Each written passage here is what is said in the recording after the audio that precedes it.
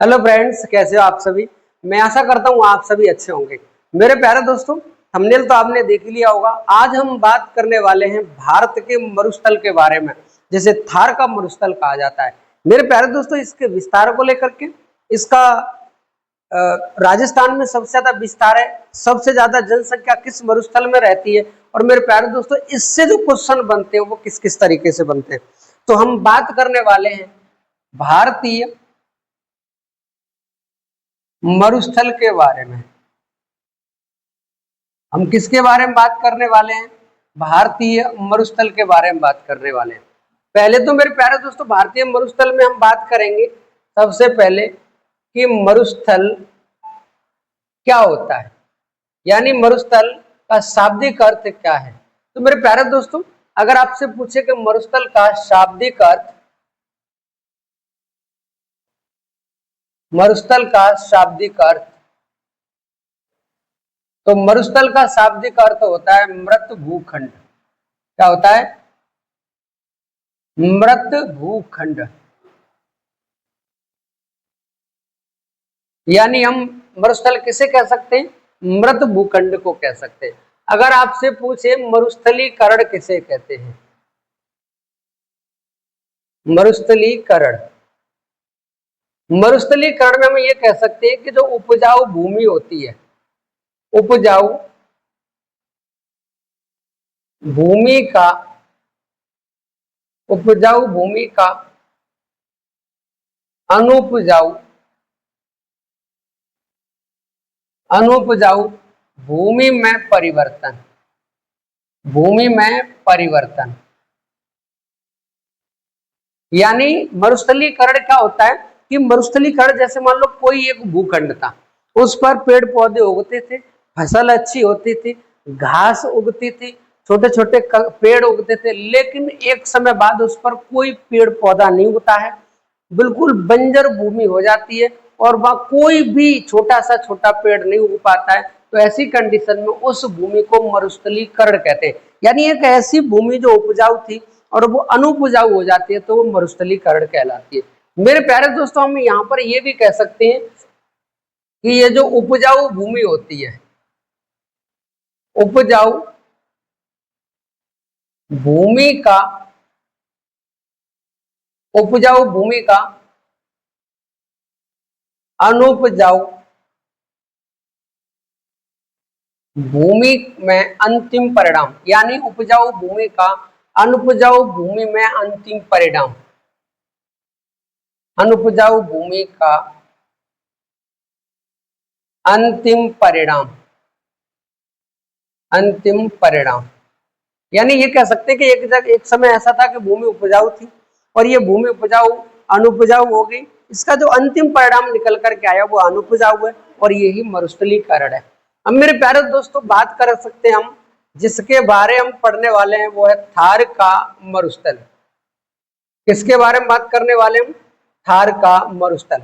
इस थार के मरुस्थल में हम बात करेंगे इसकी उत्पत्ति की। हम थार के मरुस्थल में किसकी बात करेंगे?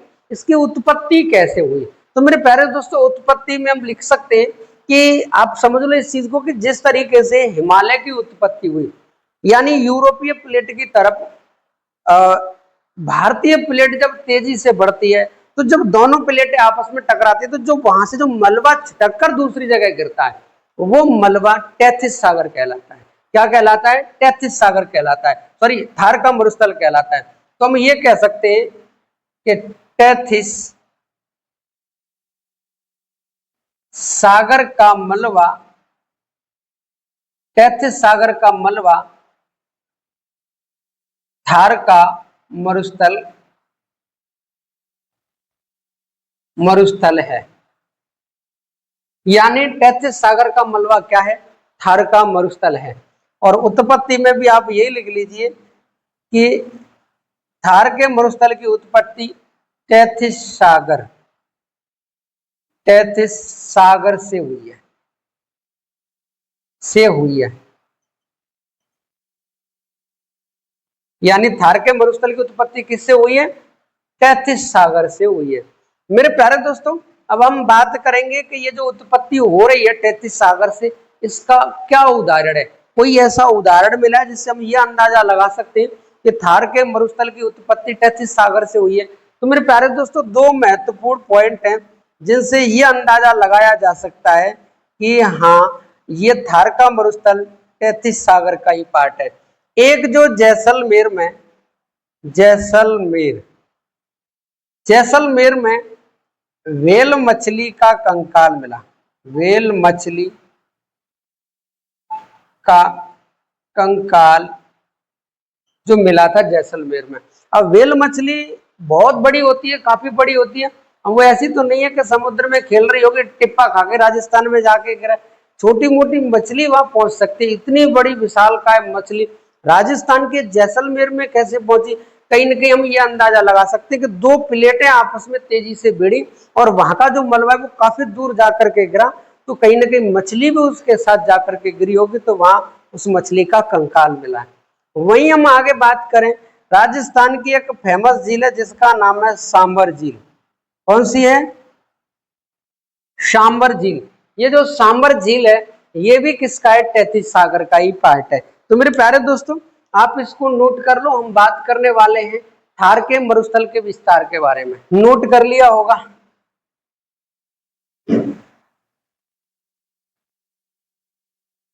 हम बात करें थार की मरुस्थल का विस्तार, यानी आपसे पूछे थार के मरुस्थल का विस्तार कहां कहां पर है, यानी कितने देशों में है, तो थार का मरुस्थल 2 देशों में फैला हुआ है। कितने देशों में है? 2 देशों में, मुख्य रूप से 2 देशों में। एक अपना भारत और दूसरा पाकिस्तान। एक अपना भारत और दूसरा कौन सा देश है? पाकिस्तान। इस थार के मरुस्थल का 85% पार्ट कहां पर है? भारत में। और 15% पार्ट कहां पर है? पाकिस्तान में। कहां पर है? पाकिस्तान में। तो ज्यादातर थार का मरुस्थल भारत में है। अब हम बात करें भारत में थार के मरुस्थल का विस्तार। भारत में मरुस्थल का विस्तार, भारत में मरुस्थल का विस्तार। तो भारत में मरुस्थल का विस्तार 4 राज्यों में है। कितने राज्यों में है? 4 राज्यों में है। राजस्थान, गुजरात, पंजाब, हरियाणा। यानी थार का मरुस्थल कितने राज्यों में फैला है? 4 में। 4 राज्यों में थार का मरुस्थल फैला है। अब ये कह सकते हैं सर्वाधिक विस्तार तो राजस्थान में है। सर्वाधिक विस्तार राजस्थान में है। और यहां कह सकते हैं न्यूनतम विस्तार, न्यूनतम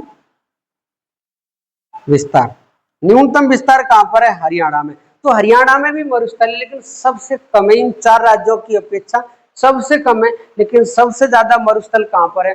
थार का मरुस्थल राजस्थान में। इसलिए हम ये कह सकते हैं कि राजस्थान, जब भी आप लोग सोचते होंगे कि मरुस्थल कहाँ है, रेगिस्तान कहाँ है, तो रेगिस्तान राजस्थान में ही नाम आता है आपके दिमाग में। तो मेरे प्यारे दोस्तों, रेगिस्तान राजस्थान में सबसे ज्यादा है। थार के मरुस्थल का विस्तार सबसे ज्यादा राजस्थान में है। इसलिए आप ये कह सकते हैं कि थार का मरुस्थल कहां पर है? राजस्थान में। तो आप इसको नोट कर लो। हम बात करने वाले कि ये जो राजस्थान राज्य है इसमें थार के मरुस्थल का क्या मतलब महत्वपूर्ण पॉइंट है।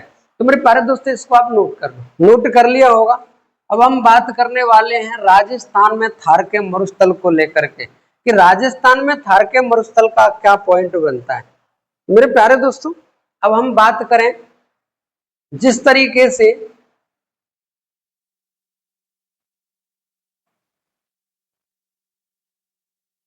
ये राजस्थान है, ये कौन सा राज्य है? राजस्थान है। और राजस्थान में इस तरीके से यहाँ एक पर्वत है जिसका नाम है अरावली।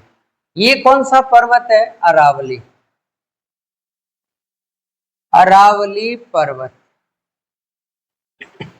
अरावली पर्वत। ये राजस्थान है। ये राज्य कौन सा है? राजस्थान। राजस्थान। अरावली पर्वत के जो पश्चिम है ये कौन सा भाग है? पूर्व। कौन सा पार्ट है? ये है पूर्वी राजस्थान। ये पूर्वी राजस्थान, और हम इसे कह सकते हैं पश्चिमी राजस्थान। पश्चिमी राजस्थान यानी अरावली पर्वत के पश्चिम राजस्थान और अरावली पर्वत के पूर्व राजस्थान। तो ये जो पश्चिमी राजस्थान है, ये वाला जो पश्चिमी राजस्थान है, ये ही क्या है? ये मरुस्थल है। ये क्या है?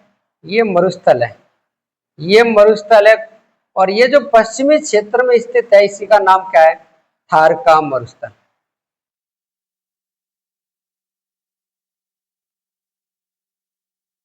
यानी राजस्थान के जो पश्चिमी पार्ट में है वो कौन सा मरुस्थल है? वो मेरे प्यारे दोस्तों थार का मरुस्थल। ये कौन सा मरुस्थल है? थार का मरुस्थल। तो आप ये कह सकते हैं कि राजस्थान के पश्चिम में थार के मरुस्थल का विस्तार है। राजस्थान के पश्चिम में थार के मरुस्थल का विस्तार है। अब हम यहाँ बात करें कि राजस्थान के कितने % भाग पर मरुस्थल है, तो मेरे प्यारे दोस्तों राजस्थान में अगर पूछे तो राजस्थान में 58% भाग पर क्या है? मरुस्थल है। क्या है? मरुस्थल। यानी हम ये कह सकते हैं राजस्थान के पश्चिमी भाग में कितने % भाग पर मरुस्थल है? 58% भाग पर मरुस्थल है। अब 58% भाग में अगर हम राजस्थान को 100% मान लें, तो राजस्थान को अगर हम 100% मान लेंगे तो राजस्थान के 62% पार्ट पर, यहाँ कहीं कहीं लिखा हुआ है 61.11% इतने क्षेत्र में क्या है? मरुस्थल है। यानी अगर आपसे पूछे कि भारत के पश्चिम में कितने % पार्ट पर क्या है? मरुस्थल है, तो राजस्थान में भारत के पश्चिमी भाग में 58% पार्ट पर मरुस्थल है। लेकिन राजस्थान को अगर 100% मान लिया जाए तो राजस्थान में 62% पार्ट पर क्या है? राजस्थान में 62% पार्ट पर आपका मरुस्थल है। क्या है? मरुस्थल है। अब इस 62% के अलावा बाकी का मरुस्थल गुजरात में है, पाकिस्तान में है, और हरियाणा में है, पंजाब में है। तो आपसे पूछेगा राजस्थान में कितने % क्षेत्रफल पर थार के मरुस्थल का विस्तार है, तो आप कितना बता दोगे? 61.11%। कितना बताओगे? 61.11%। तो ये पेपर में क्वेश्चन आता है। अगर हम यहाँ से इसकी उत्तर से लेकर के दक्षिण तक लंबाई देखें, यानी आपसे ये पूछा जाए कि थार का मरुस्थल है, थार का मरुस्थल, इसकी लंबाई कितनी है? तो इसकी लंबाई है 640 किलोमीटर। कितनी लंबाई है? 640 किलोमीटर। वहीं हम ये कहें कि इसकी जो चौड़ाई है वो कितनी है, तो चौड़ाई है 300 किलोमीटर। कितनी है चौड़ाई? 300 किलोमीटर। और हम बात करें थार के मरुस्थल के क्षेत्रफल के बारे में, तो यहीं पर हम बात करेंगे किसके बारे में? क्षेत्रफल के बारे में। थार के मरुस्थल का क्षेत्रफल कितना है? तो थार के मरुस्थल का क्षेत्रफल है 2,09,142.25 वर्ग किलोमीटर। कितना है? 2,09,142.25 यानी 25 वर्ग किलोमीटर इसका विस्तार है। तो हम यहाँ प्रतिशत में अगर आपसे पूछ ले कि भारत का जो क्षेत्रफल है, भारत के क्षेत्रफल का कितना % राजस्थान का पार्ट है, यानी भारत का क्षेत्रफल कितना है? तो भारत का क्षेत्रफल है 32,87,263 वर्ग किलोमीटर। यानी भारत का क्षेत्रफल कितना है? 32,87,263 वर्ग किलोमीटर। और 32,87,263 वर्ग किलोमीटर का राजस्थान में जो थार का मरुस्थल है वो कितना है? 12% है। तो आप ये कह सकते हैं कि भारत के कुल क्षेत्रफल का कितने % भाग पर थार के मरुस्थल का विस्तार है, तो थार के मरुस्थल का विस्तार कितने परसेंट भाग पर है? तो मेरे प्यारे दोस्तों 12% भाग पर है। तो हम यहाँ ये देख सकते हैं कि इसकी हमने लंबाई देख ली, चौड़ाई देख ली, हमने इसका क्षेत्रफल भी देख लिया। भारत के क्षेत्रफल का 12% भाग पर थार के मरुस्थल का विस्तार है। अब हम यहाँ ये देखने वाले हैं कि ये जो राजस्थान राज्य है, राजस्थान राज्य है, तो राजस्थान के कितने जिले थार के मरुस्थल में स्थित हैं? तो राजस्थान के कितने जिले? मेरे प्यारे दोस्तों पहले जिले 12 थे, फिर एक और बढ़ गया 13, फिर 3 और बढ़ गए। तो वर्तमान में किसमें? वर्तमान में 16 जिला। वर्तमान में कितने जिला? वर्तमान में 16 जिला थार के मरुस्थल में स्थित हैं। कितने जिला? 16 जिला थार के मरुस्थल में स्थित हैं। तो मेरे प्यारे दोस्तों आप तो एक तो इस वाले पॉइंट को याद रखना, ये पेपर में पूछा जाता है। दूसरा पॉइंट, ये थार का मरुस्थल राजस्थान के कौन से भाग में स्थित है? तो आप राजस्थान के पश्चिमी राजस्थान में इसका विस्तार बता सकते हैं, पूर्वी राजस्थान में इसका विस्तार नहीं है। और अगला क्वेश्चन ये पूछेगा कि थार के मरुस्थल की लंबाई कितनी है या चौड़ाई पूछ सकता है। अगला थार के मरुस्थल का क्षेत्रफल पूछ लेगा आपसे। क्या पूछेगा? क्षेत्रफल पूछ लेगा। और ये भी पूछ सकता है कि राजस्थान के कितने जिले थार के मरुस्थल में स्थित हैं? तो कितने हैं? 16 जिले हैं। भारत के क्षेत्रफल का कितना % भाग थार के मरुस्थल से है, थार के मरुस्थल में स्थित है? तो कितना है? भारत का 12% भाग थार के मरुस्थल में स्थित है। मेरे प्यारे दोस्तों आप इसको नोट कर लो। हम आगे बात करने वाले हैं थार के मरुस्थल के कुछ और पॉइंट के बारे में। मैं आशा करता हूं आपने ये नोट कर लिया होगा।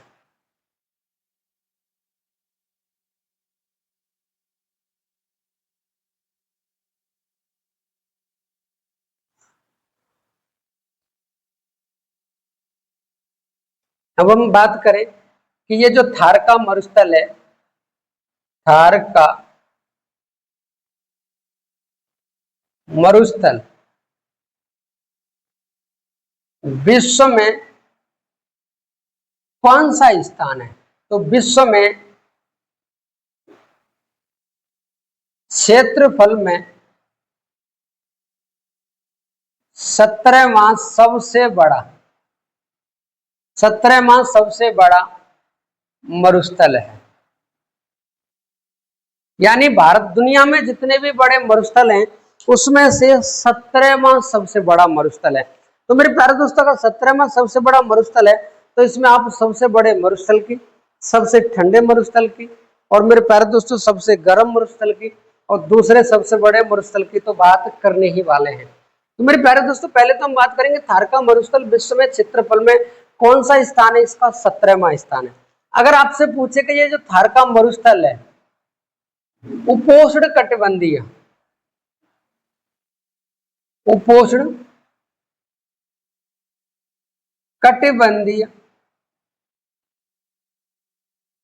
क्षेत्र, यानी उपोष्ण कटिबंधीय क्षेत्र जो है, अगर उस वाले क्षेत्र में भारत दुनिया में मरुस्थल देखें तो उपोष्ण कटिबंधीय क्षेत्र में थार के मरुस्थल का, थार के मरुस्थल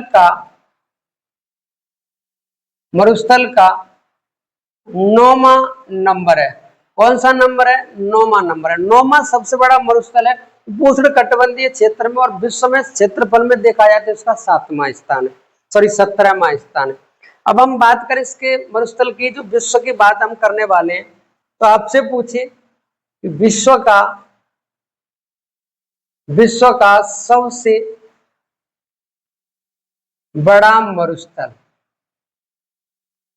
अगर आपसे यही पूछा है सीधा कि विश्व का सबसे बड़ा मरुस्थल कौन सा है, तो आप बता देना अंटार्कटिका। कौन सा मरुस्थल है? अंटार्कटिका मरुस्थल, अंटार्कटिका मरुस्थल। अगर मेरे प्यारे दोस्तों क्वेश्चन ऐसे आता है कि विश्व का सबसे बड़ा गर्म मरुस्थल, विश्व का सबसे बड़ा गर्म मरुस्थल, तो हम कह सकते हैं सहारा। कौन सा मरुस्थल है? सहारा। और ये सहारा कहाँ पड़ता है? देखो ये तो पड़ता है अंटार्कटिका, अंटार्कटिका महाद्वीप। ये कहां पड़ता है? अंटार्कटिका महाद्वीप।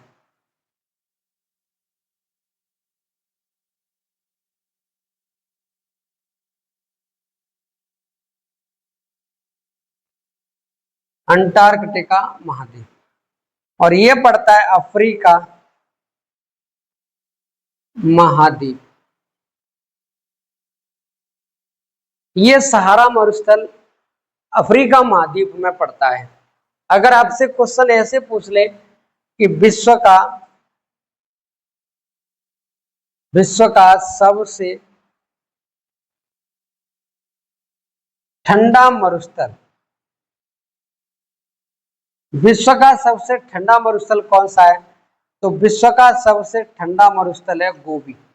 गोबी मरुस्थल विश्व का सबसे ठंडा मरुस्थल है। गोबी मरुस्थल विश्व का सबसे ठंडा मरुस्थल है। और इसका विस्तार कहां पर है? मंगोलिया। कहां पर है? मंगोलिया और चीन में इसका विस्तार है।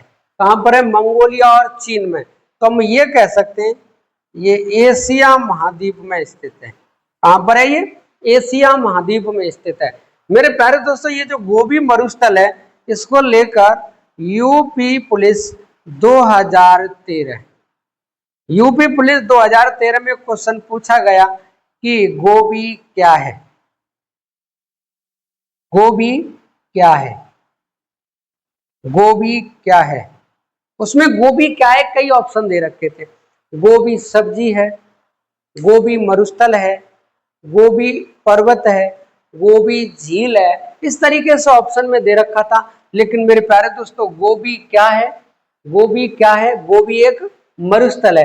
अगर बात सब्जी की आती है तो वो गोभी होती है, और ये गोबी है। गोबी मरुस्थल विश्व का सबसे ठंडा मरुस्थल जो एशिया में स्थित है। अगर आपसे पूछे कि विश्व का सबसे नया मरुस्थल, नया या युवा, विश्व का सबसे नया मरुस्थल या युवा मरुस्थल, तो आप बेझिझक कह सकते हैं थार का मरुस्थल। कौन सा मरुस्थल है? थार का मरुस्थल। तो मेरे प्यारे दोस्तों, ये क्वेश्चन तो पेपर में आते ही है।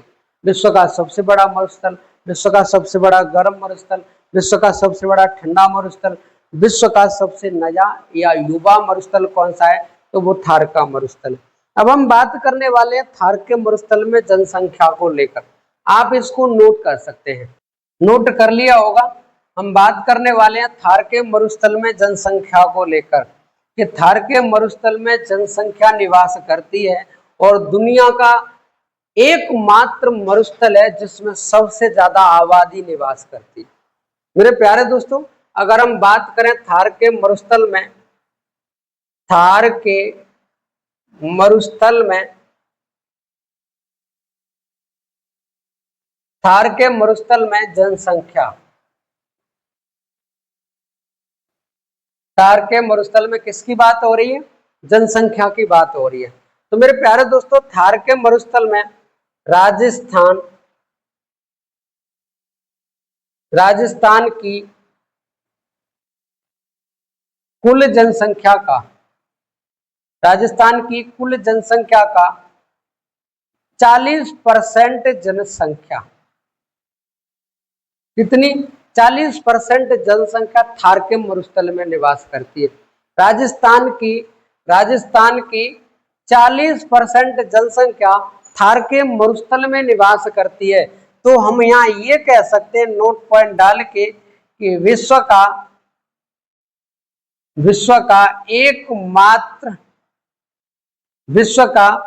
सबसे अधिक जनसंख्या वाला मरुस्थल, विश्व का सबसे अधिक जनसंख्या वाला मरुस्थल कौन सा है? तो मेरे प्यारे दोस्तों आप बेझिझक बता सकते हैं, थार मरुस्थल विश्व में सबसे ज्यादा जनसंख्या वाला है। थार का मरुस्थल विश्व में सबसे ज्यादा जनसंख्या वाला है। और यही दूसरे पॉइंट की ये बात करें कि इस थार के मरुस्थल में जन घनत्व, तो थार के मरुस्थल में जन घनत्व 83 व्यक्ति प्रति वर्ग किलोमीटर में निवास करते हैं। यानी कितने व्यक्ति? 83 व्यक्ति प्रति वर्ग किलोमीटर में निवास करते हैं थार के मरुस्थल में। तो सबसे अधिक जन घनत्व वाला मरुस्थल कौन सा है? तो वो थार का मरुस्थल है। मेरे प्यारे दोस्तों आप इसको नोट कर लो, आगे हम बात करने वाले हैं और एक दो पॉइंट के बारे में कर लिया होगा। अब हम बात करने वाले हैं एक दो पॉइंट के बारे में जो मरुस्थल से संबंधित है। हम बात करें थार के मरुस्थल में, थार के मरुस्थल में, थार के मरुस्थल में हम बात करेंगे तापमान की। तापमान, तो तापमान एक तो हम बात करेंगे गर्मी की, गर्मियों के समय पर, और एक बात करेंगे हम सर्दी के समय पर। तो तापमान जो गर्मी और सर्दी के समय पर राजस्थान का क्या रहता है थार के मरुस्थल में? तो मेरे प्यारे दोस्तों गर्मियों में 52 डिग्री सेल्सियस तक इसका तापमान चला जाता है, 50 डिग्री से ऊपर। और सर्दियों में इसका तापमान 0 डिग्री सेल्सियस से भी कम हो जाता है। तो ये तो तापमान की बात है। अगर हम बात करें यहाँ वनस्पति की, यानी थार के मरुस्थल में वनस्पति, कंटीले वृक्ष पाए जाते हैं। कंटीले, यहाँ पर वनस्पति कैसी पाई जाती है? कंटीले पेड़ पाए जाते हैं। यहीं पर हम बात करें कि ये जो मरुस्थल है इसकी मृदा कैसी है, तो इसकी मृदा है बलुई। यानी थार के मरुस्थल की मृदा कैसी है? बलुई है। और मेरे प्यारे दोस्तों अगर हम बात करें यहाँ पर थार के मरुस्थल में कौन कौन सी नदी बहती है जो ज्यादा फेमस है? एक है लूणी नदी। कौन सी है? लूणी नदी। और एक है घग्गर नदी। घग्गर, ये लूणी नदी है, इसका प्रवाह क्षेत्र कच्छ का रण है। कच्छ का रण, यानी ये कच्छ के रण में विलुप्त हो जाती है। और इसका प्रवाह क्षेत्र सिंध प्रांत है। कौन सा है? सिंध प्रांत है। वही मेरे प्यारे दोस्तों हम बात कर सकते हैं आगे, यहाँ पे जो वर्षा, इस थार के मरुस्थल में वर्षा कितने सेंटीमीटर तक होती है या कितने सेंटीमीटर से कम होती है? तो मेरे प्यारे दोस्तों मरुस्थल में वर्षा 50 सेंटीमीटर से कम वर्षा होती है। यानी 50 सेंटीमीटर से भी कम वर्षा थार के मरुस्थल में होती है। हम ये कह सकते हैं कि 50 सेंटीमीटर से कम वर्षा वाला क्षेत्र मरुस्थल कहलाता है। क्या कहलाता है? मरुस्थल कहलाता है। मेरे प्यारे दोस्तों ये थार के मरुस्थल में सबसे ज्यादा जनसंख्या रहती है, इसीलिए थार के मरुस्थल को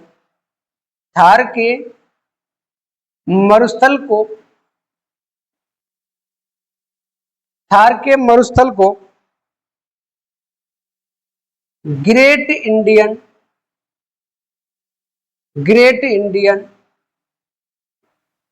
डेजर्ट कहा जाता है। तो ग्रेट इंडियन डेजर्ट इसको जनसंख्या निवास करने की वजह से कहा जाता है। अब आप कमेंट करके बताओ कि विश्व का दूसरा सबसे बड़ा गर्म मरुस्थल कौन सा है? मेरे प्यारे दोस्तों आज की वीडियो आपको कैसी लगी? अगर वीडियो अच्छी लगी है तो वीडियो को लाइक करें, चैनल को सब्सक्राइब करें और अपने दोस्तों में शेयर करें। जय हिंद, जय भारत मेरे प्यारे दोस्तों।